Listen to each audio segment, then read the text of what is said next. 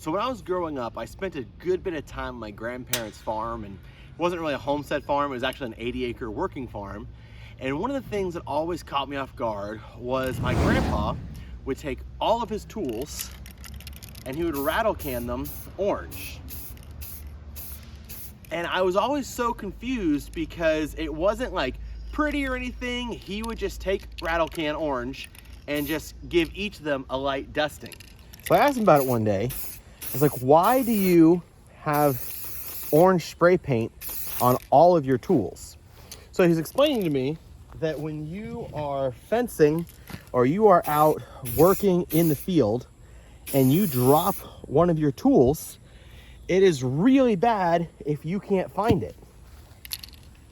So what he would do is any tool he was working out in the field with is he would just hit it with a little bit of orange rattle can so that if he ever dropped it, it would be really easy to find. And remember, they're just tools. So even something like this Essie Hungless, which is a, roughly a $200 knife, at the end of the day, if you are using it for a tool, if I was in a survival situation and I dropped this and I lost it, that would be super detrimental, especially if it's my only blade. Now, the good news is that I only paint the blades, so when you have it in the sheath, you don't see any of the orange. So if you are in a covert situation, then you're not gonna have to worry about that orange spray paint giving you away if you're trying to hide in the woods or something. And now, if you don't like rattle can, paracord is another really good option. It's cheap. I found like 1,000-yard spool of this stuff for, $12 or something. So tools, especially like hand tools, if I tried to rattle can this, it would wear off really quick. But a little bit of orange paracord makes it really easy to see on the ground. Paracord is also very utilitarian if you need any kind of cordage or anything like that. But it makes this really easy to find. So especially tools like fire making tools. If you are in a survival situation, you can't lose this. So a little bit of orange cordage works really well. The other thing to consider is that a lot of companies will actually make orange tools. So like this is my Exotac Titan Light in orange. And you can get these in a variety of colors, but I really like getting tools in orange like this because one, it's not going to wear off like rattle can. It's prettier than rattle can, so if you are showing off any of your gear, it doesn't have kind of that nasty orange stripe on it. But again, if you lose it on the ground, it's really easy to see and find where it is. So the next question becomes, when do you want things to be easily visible and bright orange? And when do you want things to be a little bit more discreet?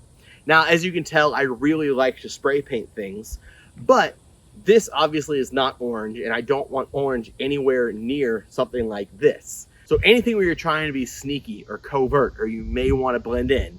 So firearms, backpacks, ponchos, tents, other equipment and gear, clothing you wear, body armor, all of that should be pretty easily hidden or disguised. And again, like, I'm not gonna hide this on my person, but even just having it rattle canned in these greens and browns is gonna break up that black gun outline that people might see.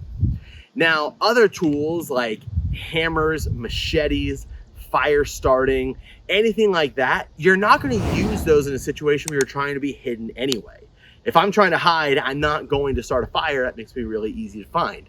If I'm trying to hide, I'm not gonna cut down a tree because that's really loud. So any of those tools you want to be as bright and easily found as possible so that you don't lose them in a potential survival situation. And then, like I mentioned with this Hungless, even though that blade is very orange, I may have this somewhere in a survival situation.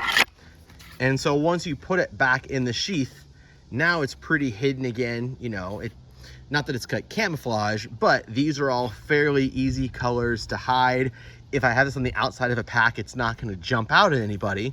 But in a situation where I'm going to take it out and use it, now it's really easy to find. And now Essie does make these tools with orange blades already. If you are super offended by the fact that I spray painted a $200 knife, then I would recommend going with that option. So the main point I want to get across is think about your gear, think it through, think about what do you want to be very visible so that in a survival situation, it is very easy to find. If you drop it, you can pick it up. If it falls off the back of your truck, let's say it's not a survival situation. Let's just say you're fencing out across your 80 acres and a hammer or clippers or something falls off the back of your truck and you're trying to drive and find it later. What is going to make it as easy to find as possible? And what gear needs to be able to blend in a little bit more? What gear do you want to be able to conceal because you might be using it in a stealth situation? And lastly, don't be afraid to spray paint your gear. Guys, these are tools. This is an axe. I'm going to use it to cut down a tree. This is a rifle. I am going to shoot with it. I'm going to run around with it. It's going to contain tiny explosions. These things aren't going to prom with you. Use them, abuse them, rattle can them, make them your own.